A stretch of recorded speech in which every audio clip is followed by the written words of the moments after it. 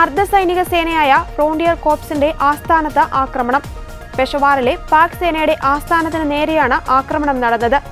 ചാവേർ ആക്രമണവും തുടർന്ന് വെടിവെപ്പും നടന്നെന്നാണ് പുറത്തുവരുന്ന റിപ്പോർട്ടുകൾ. പാക് താലിബാൻ സ്വാധീനമുള്ള പ്രവിശ്യയാണിത്.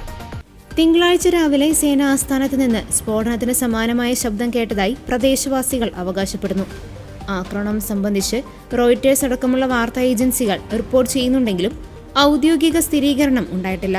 പ്രദേശത്ത് 2 സ്ഫോടനങ്ങൾ ഉണ്ടായതിനു പിന്നാലെയാണ് ഫ്രോണ്ടിയർ കോർപ്സ് ആസ്ഥാനത്തിന് നേരെ ആക്രമണം നടന്നതെന്നാണ് വിവരം. ഇതുമായി ബന്ധപ്പെട്ട് എക്സിലടക്കം നിരവധി വീഡിയോകൾ പ്രചരിക്കുന്നുണ്ട്.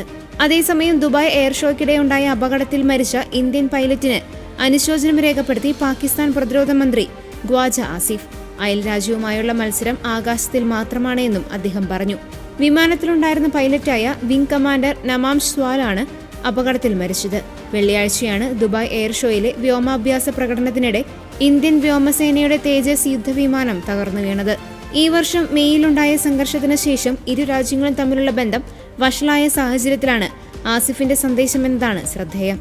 ദുബായ് എയർ ഷോ 2025 തകർന്നു വീണ ഇന്ത്യൻ വ്യോമസേനയുടെ HAL-LCA തേജസ് വിമാനത്തിന്റെ പൈലറ്റിന്റെ കുടുംബത്തിനും ഇന്ത്യൻ വ്യോമസേനയ്ക്കും രാജ്യത്തിനു വേണ്ടി പാകിസ്ഥാൻ സ്ട്രാറ്റജിക് ഫോറം ആത്മാർത്ഥതയും അഗാധമായ അനുശോചനവും രേഖപ്പെടുത്തുന്നുവെന്ന് ആസിഫ് എക്സിൽ പങ്കുവച്ച സന്ദേശത്തിൽ പറയുന്നു. തന്ത്രപരവും സൈനികവുമായ ഉൾക്കാഴ്ചകൾ നൽകുന്നതിനായി പാകിസ്ഥാനിൽ നിന്നും സഖ്യകക്ഷികളിൽ നിന്നുമുള്ള പ്രതിരോധ വിശകലന വിദഗ്ധരുടെ ഒരു ഏജൻസിയാണ് പാകിസ്ഥാൻ സ്ട്രാറ്റജിക് ഫോറം എന്നാണ് ഫോറത്തിന്റെ എക്സ് അക്കൗണ്ടിൽ വിവരണം നൽകുന്ന വിവരം. നിർഭാഗ്യവശാൽ ഇന്ത്യൻ വ്യോമസേന പൈലറ്റിന് പുറത്തുകടക്കാൻ കഴിഞ്ഞില്ല, അപകടത്തെ അതിജീവിക്കാനായുമില്ല എന്ന് ഫോറത്തിന്റെ സന്ദേശം പങ്കുവച്ചുകൊണ്ട് മന്ത്രി കുറിച്ചു. ഇന്ത്യൻ വ്യോമസേനയുമായുള്ള മത്സരം ആകാശത്തിൽ മാത്രം ഒതുങ്ങുന്നതാണെന്നും മന്ത്രി വ്യക്തമാക്കി. ഞങ്ങളുടെ മത്സരം ആകാശത്തിൽ മാത്രമാണ്. ഖുറാന്റെയും സുന്നത്തിന്റെയും അധ്യാപനങ്ങൾ അനുസരിച്ച് ഒരു നിർഭാഗ്യകരമായ സംഭവം ഞങ്ങൾ ആഘോഷിക്കുന്നില്ല എന്നും അദ്ദേഹം പറഞ്ഞു. ആകാശങ്ങൾക്കപ്പുറത്തേക്ക് ആദരാഞ്ജലികൾ ധീരഹൃദയം എന്ന് പറഞ്ഞുകൊണ്ടാണ് അദ്ദേഹം പോസ്റ്റ് അവസാനിപ്പിച്ചത്.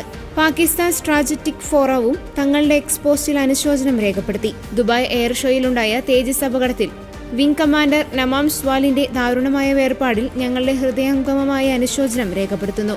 ഒരു വൈമാനികന്റെ മരണം അതിരുകൾക്കും മത്സരങ്ങൾക്കും അതീതമായി വ്യോമയാന സമൂഹത്തിനാകെ ഒരു നഷ്ടമാണെന്നാണ് പാകിസ്ഥാൻ സ്ട്രാറ്റജിക് ഫോറം പങ്കുവച്ചത്.